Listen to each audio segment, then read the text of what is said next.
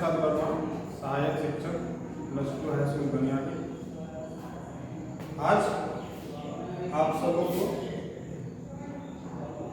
Class 10 के बच्चों के लिए भूगोल विषय में लास्ट चैप्टर, जिसका नाम है भारतीय अर्थव्यवस्था की जीवन रेखाएं, उसके बारे में हम लोग बात करेंगे। तो आइए हम लोग इस चैप्टर को जाने। इस चैप्टर में हम क्या क्या सीखेंगे, क्या क्या जानेंगे और इस चैप्टर का पढ़ने का क्या इम्पोर्टेंस है, क्यों हम इस चैप्टर को पढ़ते हैं, इन सारी बातों की जानकारी आज इस चैप्टर में हम लोग देखेंगे। अध्ययन की सुविधा के लिए हमने इस चैप्टर को 2 भागों में बांटकर अध्ययन करने का प्रयास किया है, समझाने का प्रयास किया है। तो इस चैप्टर का अभी जो मैं बताने जा रहा हूँ, इसका एक पहला भाग होगा और आधा भाग जो है वो दूसरे एपिसोड में होगा। तो मेरा सभी बच्चों से आग्रह होगा कि इस पूरे चैप्टर को समझने के लिए दोनों भाग को देखना आवश्यक होगा। इसलिए बच्चों से मेरा अनुरोध होगा कि वो दोनों भागों को सावधानी से देखें, समझें और समझने का प्रयास करें। तो आइए पहले इस चैप्टर के प्रथम भाग में हम लोग चलते हैं, जहाँ पर हम लोग राष्ट्रीय अर्थव्यवस्था से जुड़ी कुछ महत्वपूर्ण जानकारी को साझा करेंगे और उसको समझने का प्रयास करेंगे। राष्ट्रीय अर्थव्यवस्था की जीवन रेखाएं, हम लोग इसको कह सकते हैं life line of Indian economy. ये लाइफ लाइन क्या है, जीवन रेखाएं क्या है? तो सबसे पहले हम लोग इसके पूर्व में अर्थव्यवस्था के बारे में थोड़ी बात करते हैं कि अर्थव्यवस्था को हम लोग किस रूप में समझ सकते हैं आसानी से। चूंकि जब तक हम लोग अर्थव्यवस्था के बारे में समझ नहीं होगी, तब तक इस पूरे चैप्टर को समझना थोड़ा सा डिफिकल्ट होगा। अर्थव्यवस्था का सीधा मतलब है, अभी हम लोग अपने घर की अर्थव्यवस्था के बारे में जानेंगे। जब हम अपने घर की अर्थव्यवस्था के बारे में जान लेंगे तो देश की आर्थिक अर्थव्यवस्था या राष्ट्रीय अर्थव्यवस्था के बारे में समझना थोड़ा आसान हो जाएगा। अर्थव्यवस्था से तात्पर्य है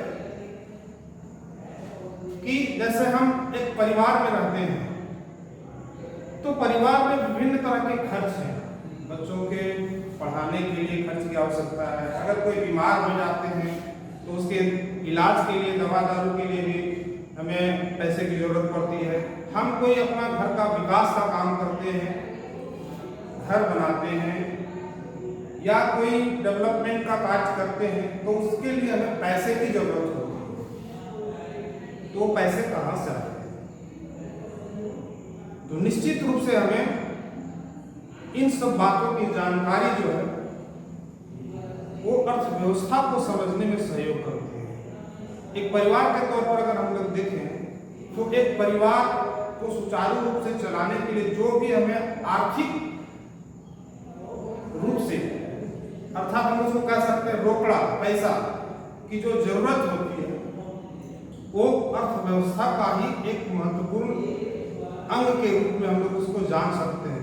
कहने का तात्पर्य है कि हम अपने परिवार की जरूरतों के लिए, अपनी जरूरतों के लिए कहीं ना कहीं कोई आर्थिक क्रिया करते हैं।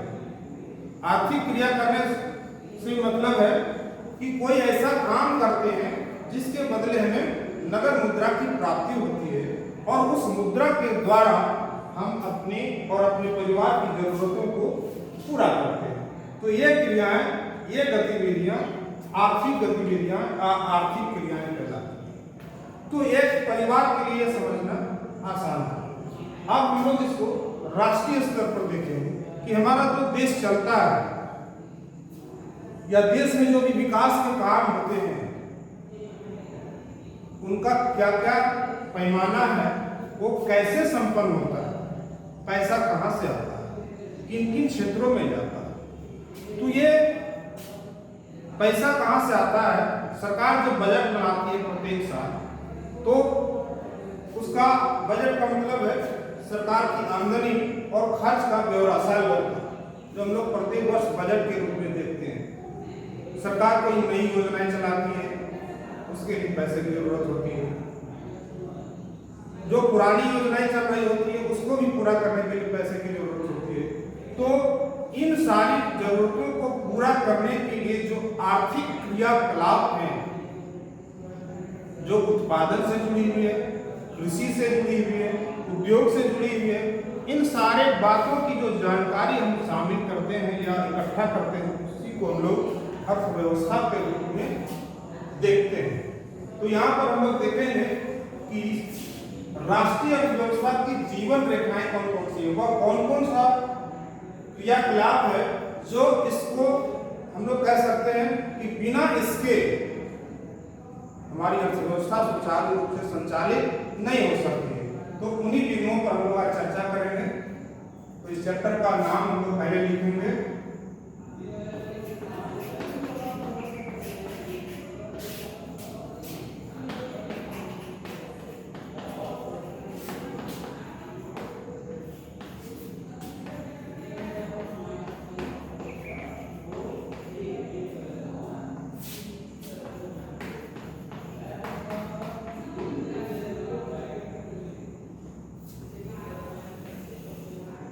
राष्ट्रीय अर्थव्यवस्था की जीवन रेखा, अर्थात जो हमारी यह अर्थव्यवस्था चलती है उसको सुचारू रूप से चलाने के लिए मूल रूप से ऐसे तो बहुत सारे उपाय की जरूरत पड़ती है, बहुत सारे साधनों की जरूरत पड़ती है, लेकिन जो जीवन रेखा के रूप में माना जाता है उसमें दो साधन मुख्य रूप से माने जाते हैं। पहला है, इसको बोलते हैं परिवहन के साधन,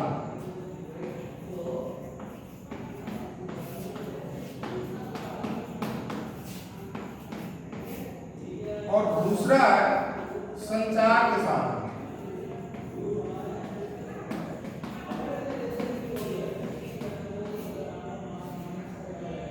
ये दो साधनों के द्वारा हम अर्थव्यवस्था के बहुत सारे क्षेत्र को मैनेज करते हैं, प्रबंध करते हैं।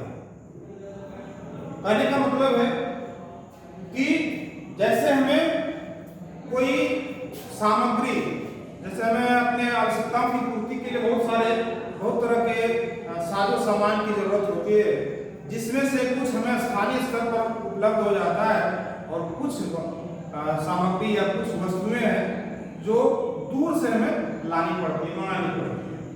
तो जो वस्तुएं दूर से लाई जाएंगी या लानी पड़ेगी, उसके लिए हमें ये दो माध्यम जो है बहुत उसमें कारगर भूमिका निभाता है। पहला क्या है?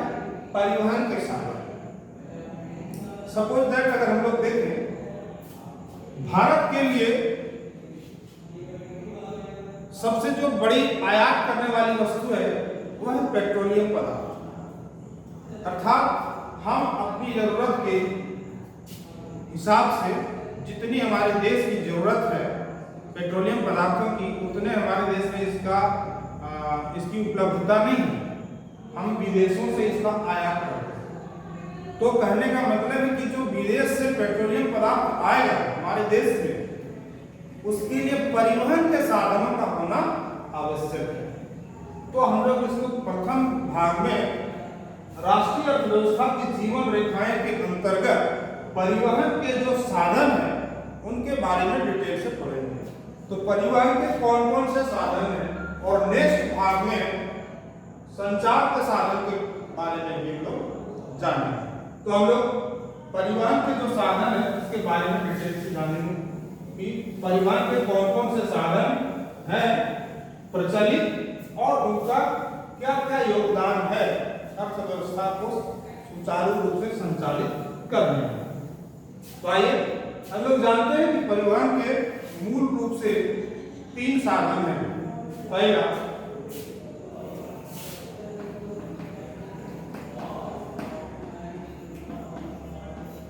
स्थल परिवहन,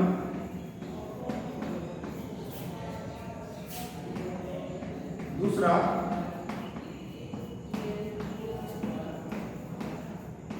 जल परिवहन और तीसरा वायु परिवहन। स्थल परिवहन, जल परिवहन और वायु परिवहन। अब हम लोग इसमें एक एक करके डिटेल से इसके बारे में विस्तार से जानेंगे। स्थल परिवहन में कौन कौन से साधन हैं? तो स्थल परिवहन के अंतर्गत 3 तरह के साधन हैं। पहला सड़क परिवहन,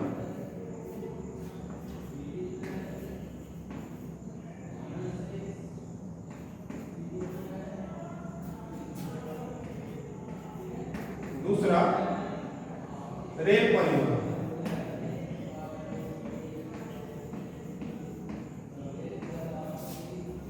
और तीसरा है पाइपलाइन।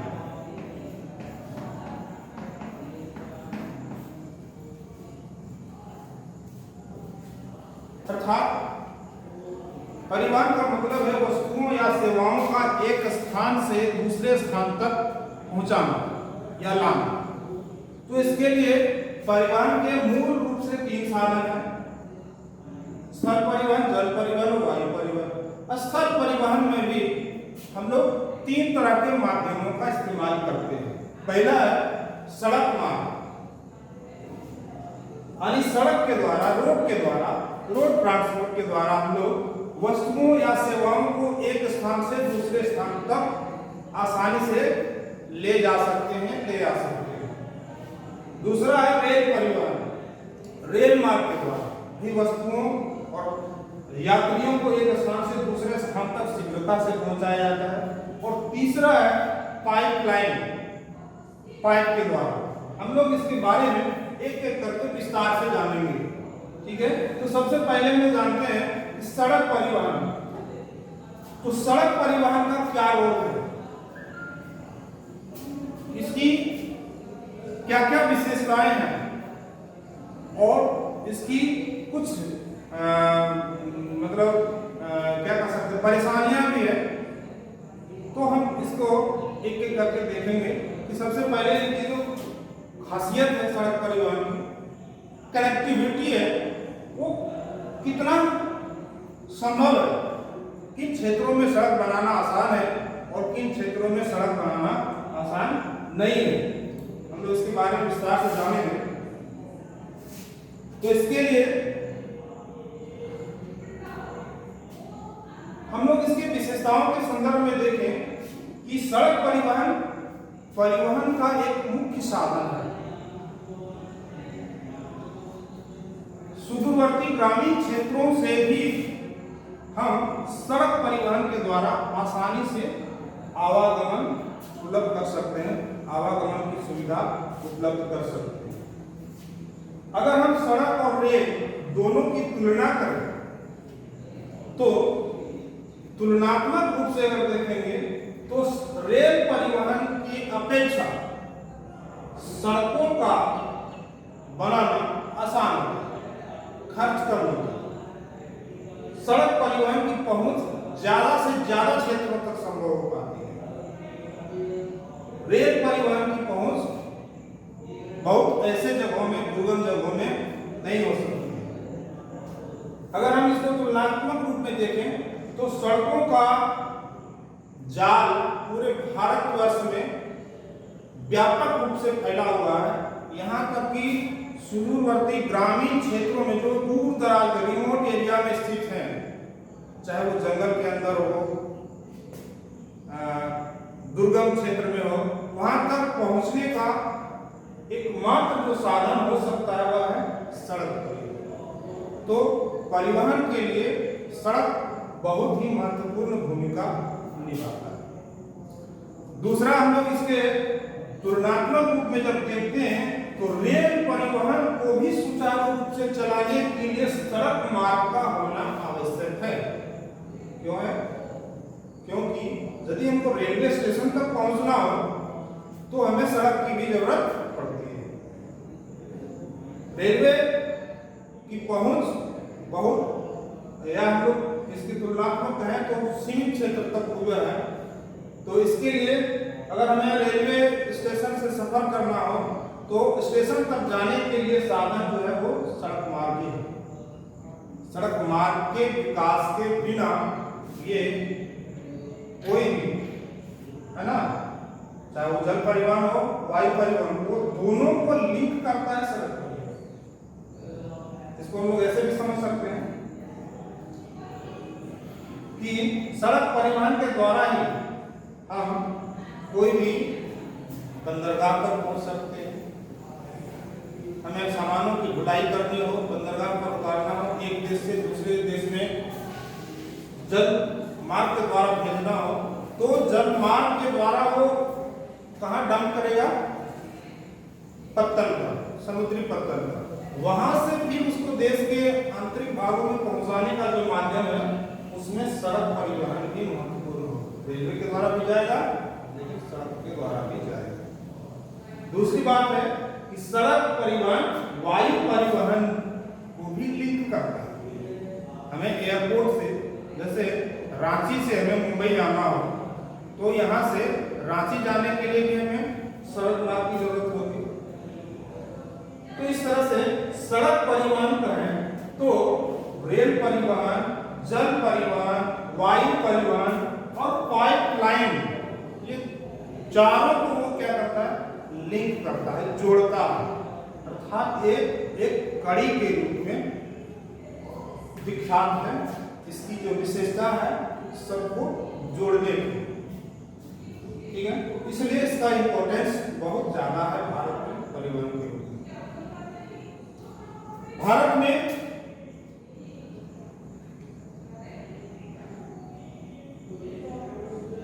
सड़क परिवहन को भारत में 6 वर्गों में विभाजित किया गया है। 6 वर्ग। अब वो 6 वर्ग कौन कौन से हैं तो इसको जानने के लिए हम ये बोर्ड को डिलीट करते हैं और इसके जो 6 सेक्टर हैं सड़क मार्ग के, उनके बारे में हम लोग विस्तार से जानेंगे।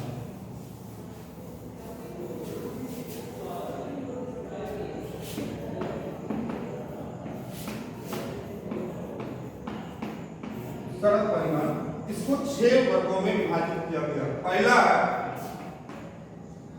स्वर्णिम चतुर्भुज राष्ट्रीय महाराजमार्ग परियोजना।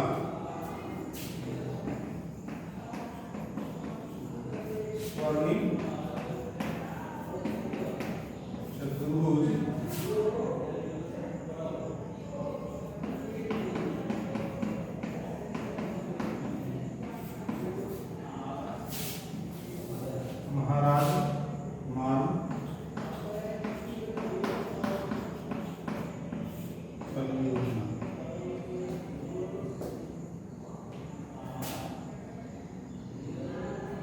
गोल्डन क्वाड्रिलेटरल सुपर हाईवे, इसको अंग्रेजी में।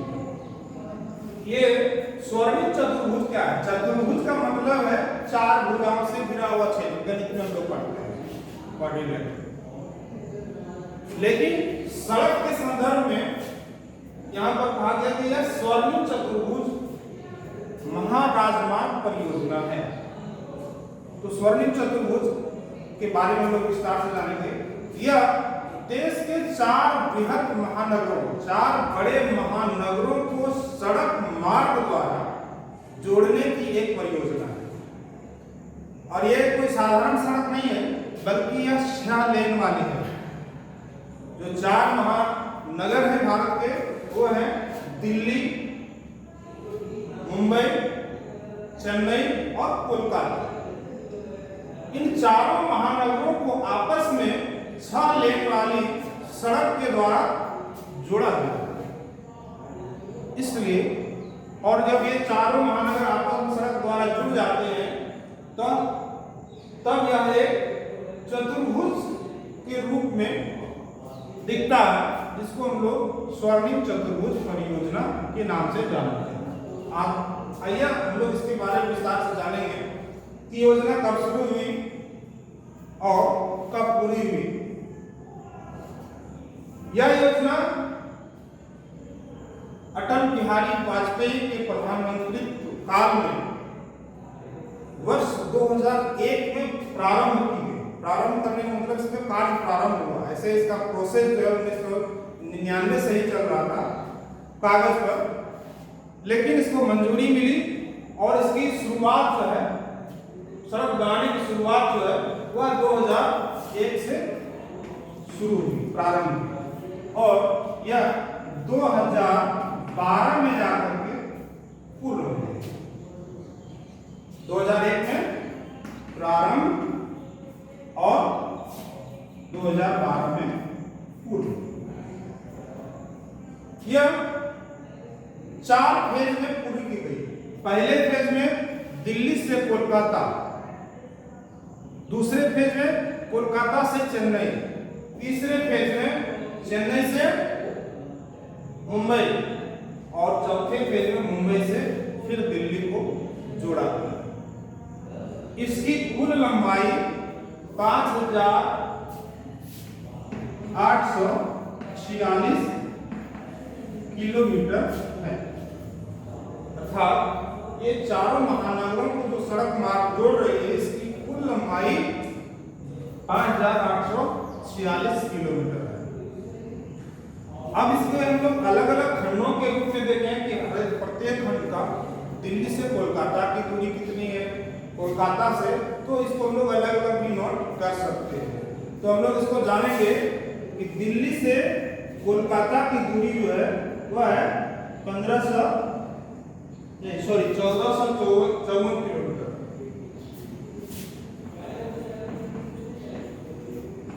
दिल्ली कोलकाता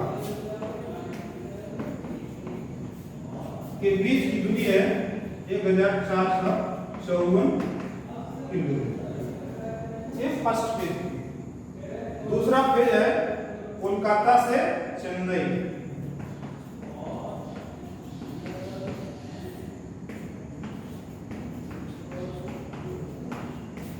इसकी दूरी जो है वह है 1684 किलोमीटर।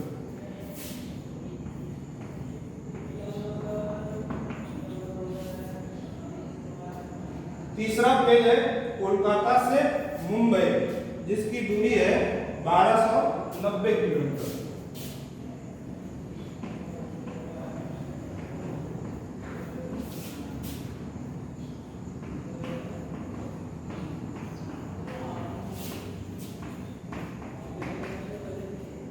और चौथा जो है फेज है मुंबई से फिर दिल्ली।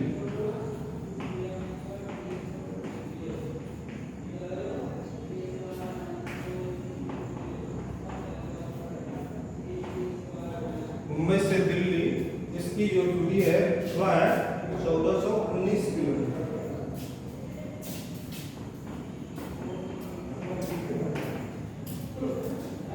तो ये 4 फेज में ये पूर्ण हो जाते हैं।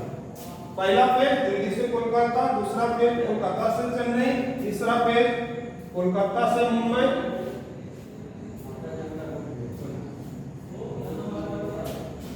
दिल्ली कोलकाता, कोलकाता चेन्नई, चेन्नई मुंबई, ये होगा।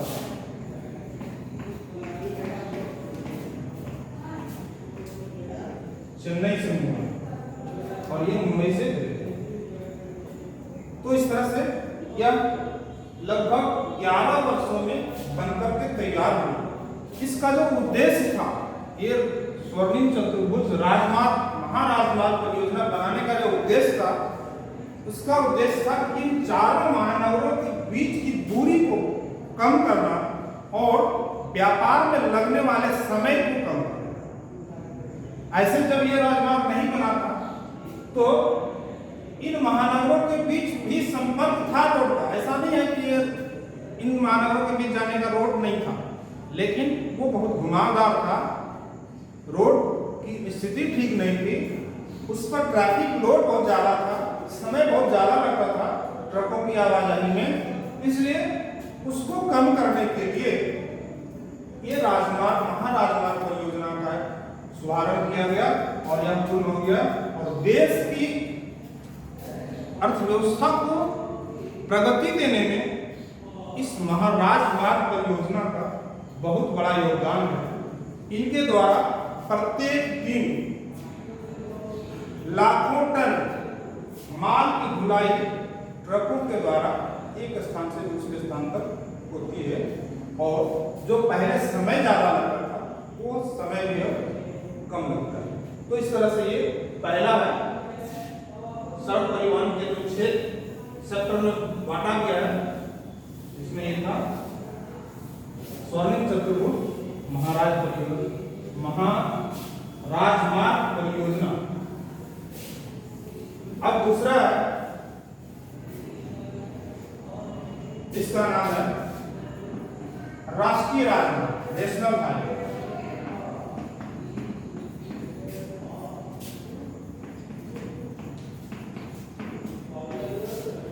एनएच इसको शॉर्ट में बोलते हैं।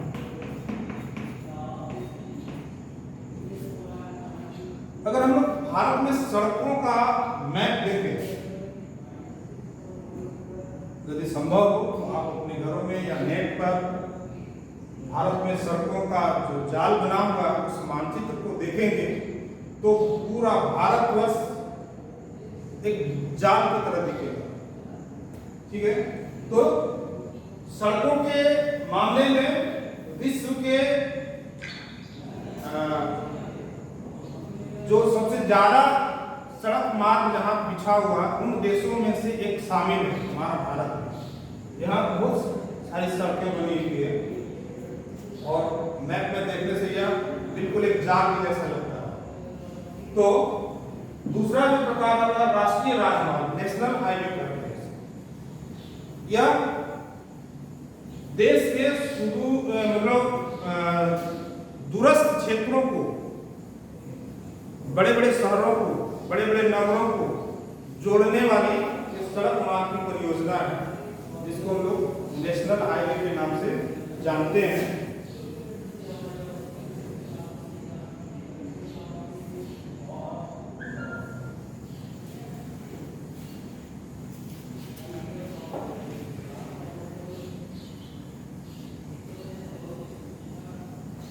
इसका निर्माण और रखरखाव, नेशनल हाईवे का निर्माण और रखरखाव की जिम्मेदारी केंद्रीय लोक निर्माण विभाग, central public works development department का होता है, CPWD, central public works department. ये नेशनल हाईवे बनाने, उसकी मरम्मती, रखरखाव का काम देखती है, इसकी जिम्मेदारी है। ऐसे तो भारत में अनेक राष्ट्रीय राजमार्ग हैं जिसकी संख्या 1 से लेकर के काफी संख्या तक है, और अभी तक यह जो कह सकते हैं कि सबसे लंबा राष्ट्रीय राजमार्ग को नेशनल हाईवे नंबर 7 NH7 को माना जाता था, लेकिन अभी यह दर्जा नेशनल हाईवे नंबर 44 NH44 को प्राप्त हो गया। NH44 वर्तमान समय में देश का सबसे लंबा राष्ट्रीय राजमार्ग है, जिसकी लंबाई जो है वह है 3745 किलोमीटर।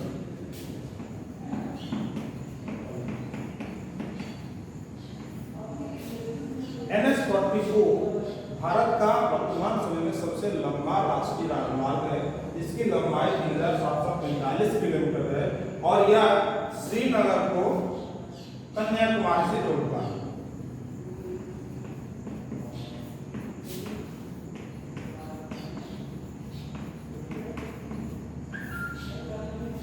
इसको हम लोग श्रीनगर और कन्याकुमारी के बीच जो ये सबसे लंबा राष्ट्रीय राजमार्ग है, इसको हम लोग उत्तर दक्षिण गलियारा के नाम से भी जानते हैं। स्वर्णिम चतुर्भुज राष्ट्रीय राजमार्ग परियोजना में भी इसका चित्र है। उस परियोजना में 2 गलियारे की की चर्चा की गई है। एक उत्तर दक्षिण गलियारा जिसमें इसका नाम आता है श्रीनगर से कन्याकुमारी तक का मार्ग, और दूसरा है पूर्व पश्चिम गलियारा जो असम में सिलचर से लेकर के पश्चिम में गुजरात के पोरबंदर तक स्थित है, मतलब दोनों शहरों को जोड़ती है। तो ये दो गलियारे की चर्चा इसमें पहले वाले भाग में की गई थी, मैं इसका जिक्र करना भूल गया। तो यहाँ भी आता है उसका जिक्र राष्ट्रीय राजमार्ग।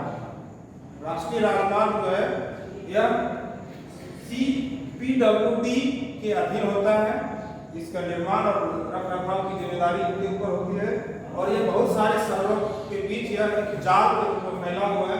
इसमें से सबसे लंबा NH-44 है। पहले यह दर्जा NH-7 को प्राप्त था, जो कि बनारस से लेकर के कन्याकुमारी तक जाता है, जिसकी लंबाई 2369 किलोमीटर। NH-7 इसकी लंबाई थी 2369 किलोमीटर। बहुत सारे बुक्स में अभी भी NH-7 को ही माना गया है सबसे लंबा, लेकिन ये नया अपडेट आया है, इसलिए बच्चों से मेरा आग्रह होगा इस नए अपडेट्स को आप संकलित कर लें।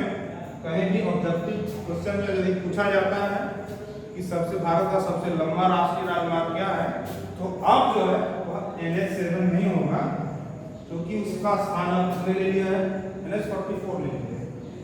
अब है कि NH-44 जो है एक अकेला NH नहीं है, यह कई नेशनल हाईवे को अपने आप में मिला लिया,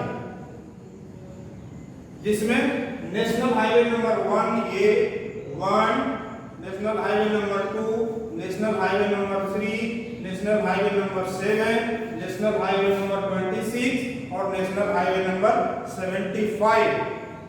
ये 7 नेशनल हाईवे को मिला करके नेशनल हाईवे नंबर 44 का निर्माण किया गया है, और इसलिए इसकी लंबाई जो है बढ़ गई।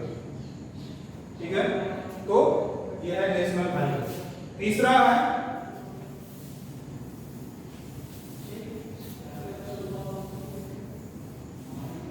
स्टेट हाईवे, राज्य उच्च मार्ग।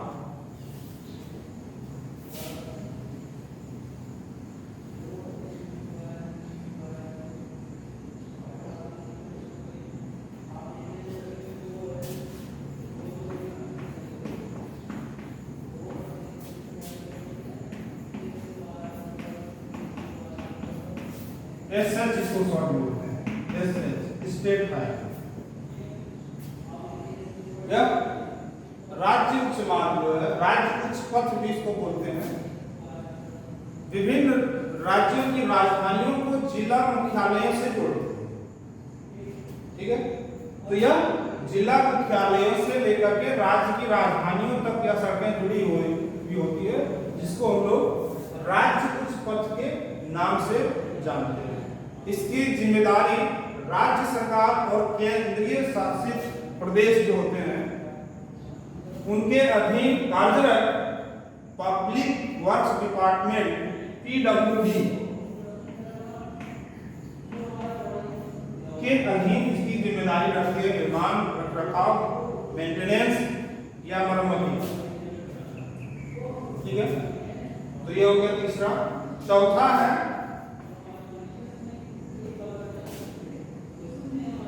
जिला मार्ग।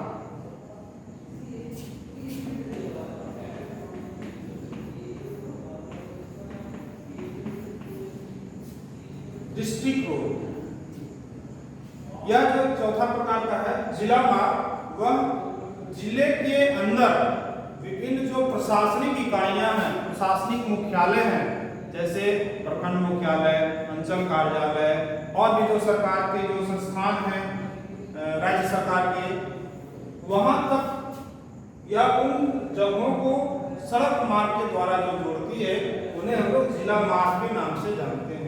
इसके निर्माण एवं रख रखाव की जो जिम्मेदारी होती है वो होती है जिला परिषद।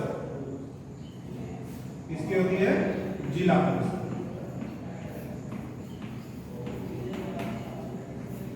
ये सब प्रश्न आपको ऑब्जेक्टिव क्वेश्चन के रूप में 1 नंबर के क्वेश्चन के रूप में पूछा जा सकता है कि जिला मार्ग की जो व्यवस्था है या उसका मेंटेनेंस का काम, बनाने का काम कौन करता है। तो इसके लिए जो जिम्मेदार होते हैं वह उस जिले की जो जिला परिषद है वह। इसके अलावे है अन्य सड़कें।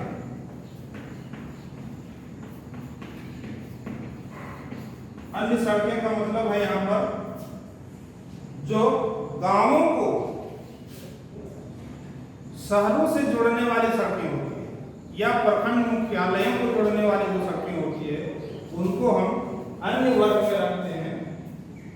इसका निर्माण प्रधानमंत्री ग्राम सड़क परियोजना के अंतर्गत किया जाता है।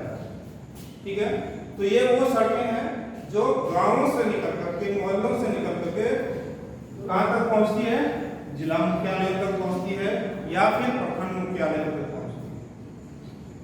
और इसका निर्माण जो है प्रधानमंत्री ग्राम सड़क योजना के अंतर्गत किया जाता है, जिसमें पक्की सड़कों और कच्ची सड़कें दोनों तरह की सड़कें निर्मित होती है। छठा है सीमांत सड़कें।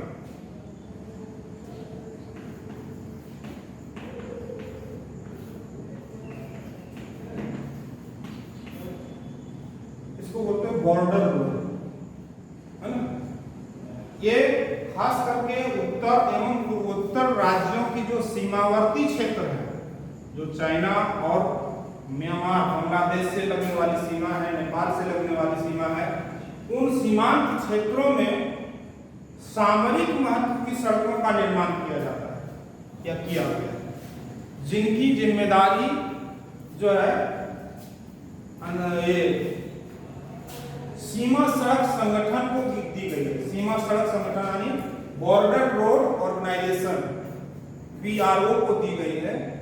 इसका ये गठन, सीमा सड़क संगठन का गठन 1960 ईस्वी में किया गया था और इनको यह जिम्मेदारी दी गई थी कि सीमांत क्षेत्रों में सामरिक महत्व के सड़कों का निर्माण करने।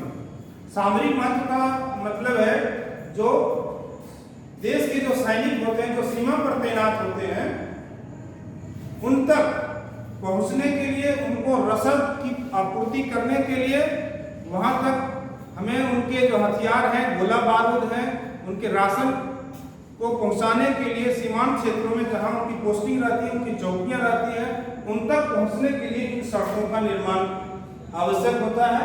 और यह देश के लिए सामरिक महत्व की चीजें हैं। जैसे अभी आप देखते होंगे कि विगत 15 जून को भारत और चीन के सैनिकों के बीच झड़प हो गई है, जिसमें हमारे देश के करीब 20 सैनिक मारे गए हैं और जवाबी कार्यवाही में चीन के भी 35 से ज्यादा सैनिकों की मौत हुई है।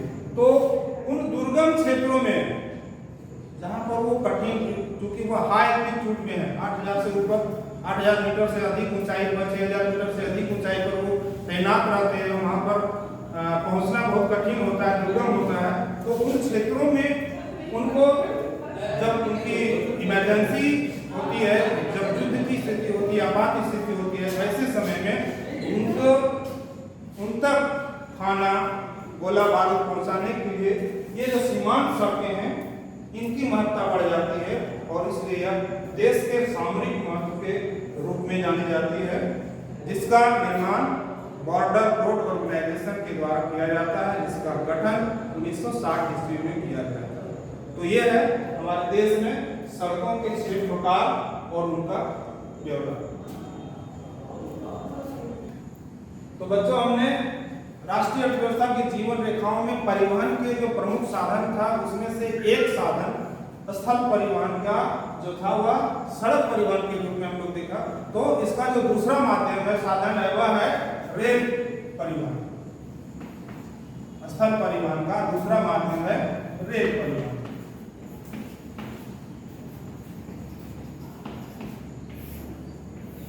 रेल परिवहन सड़क मार्ग से तीव्र होता है, अर्थात हमें किसी स्थान पर लंबी दूरी तक जाना हो तो हम लोग सड़क मार्ग न अपना करके हम लोग रेलवे का सहारा लेते हैं, रेल मार्ग से जाना पसंद करते हैं, क्योंकि इसमें समय कम लगता है और सुगमता होती है इसमें जाने, इसलिए भारत में यदि कहें तो तीव्र गति से और तुलनात्मक रूप से सस्ता साधन अगर कोई है तो वह है रेल मार्ग। भारत विश्व में चौथी बड़ी रेल नेटवर्क सेवा है, अर्थात विश्व में यह चौथे नंबर पर आती है। भारत में रेल मार्ग का एक जाल बिछा हुआ है। यदि आप भारत के नक्शे को या भारत का वह नक्शा जिसमें सिर्फ रेल लाइन को दिखाया गया हो आप देखेंगे तो आपको देखने से पता चलेगा कि जिस तरह से सड़कों का जाल बना हुआ है उसी तरह से रेल मार्गों का भी जाल बना हुआ है। भारत में रेलवे की शुरुआत सबसे पहले 1853 ईस्वी में मुंबई से ठाणे के बीच हुई,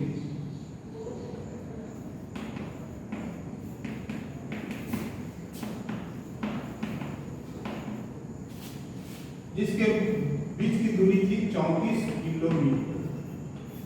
सबसे पहली रेलगाड़ी जो है इन्हीं दोनों स्थानों के बीच में मुंबई से ठाणे के बीच 34 किलोमीटर दूरी तक चलाया गया था 1853 ईस्वी में। और तब से यह वह समय था जब भारत अंग्रेजों के अधीन था।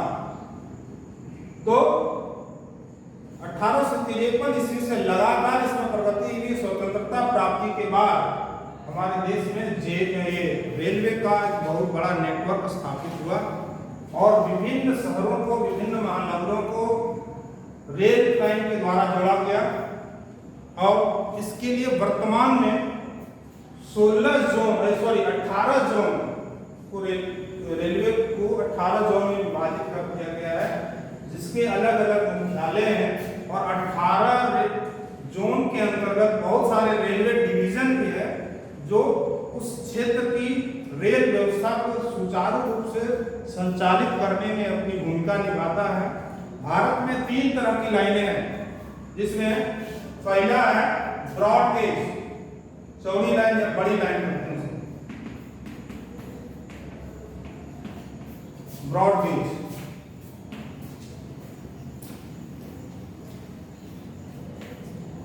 जिसकी चौड़ाई होती है 1676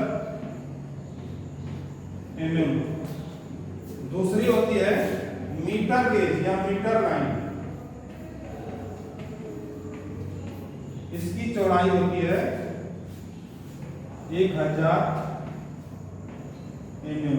और तीसरा है छोटी लाइन,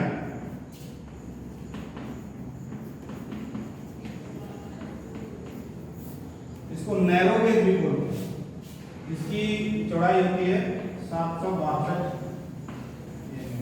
मिलीमीटर। तो यह 3 तरह की लाइनें हैं। ये 3 तरह की लाइनों के द्वारा भारत का रेलवे पूरे देश में फैला हुआ है। इसमें बहुत सारी लाइनें जो है वह विद्युतीकृत कर दी गई है, अर्थात इलेक्ट्रिफिकेशन कर दिया गया है, जहां पर इलेक्ट्रिक इंजन, बिजली से संचालित होने वाली इंजन चलती है। और यह प्रत्येक दिन लगभग 23 लाख हम लोग कह सकते हैं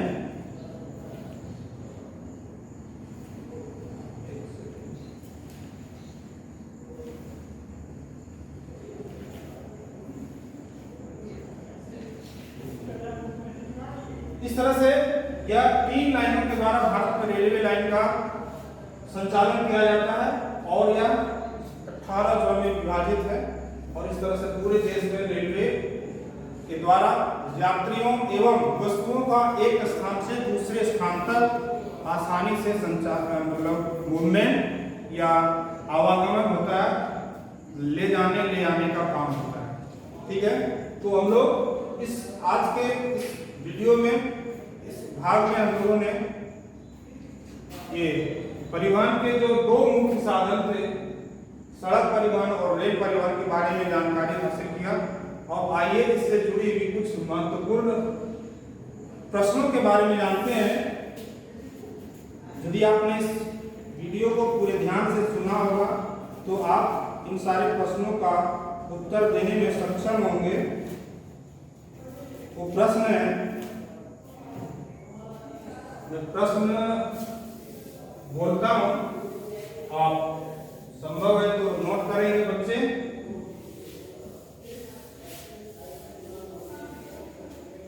यदि इतने दूर का वीडियो आपने ध्यान से देखा होगा तो आप इन सारे प्रश्नों का आसानी से जवाब देंगे। पहला जो प्रश्न है वह यह है कि स्वर्णिम चतुर्भुज महाराजमार्ग परियोजना किन किन महानगरों के बीच स्थित है या किन किन महानगरों को जोड़ती है। तो आप इसका आंसर देने में शायद सक्षम होंगे। यह दिल्ली, कोलकाता, चेन्नई और मुंबई, और फिर मुंबई को दिल्ली से जोड़ती है। दूसरा प्रश्न था कि स्वर्णिम चतुर्भुज राष्ट्रीय महाराजमार्ग परियोजना की कुल लंबाई कितनी है।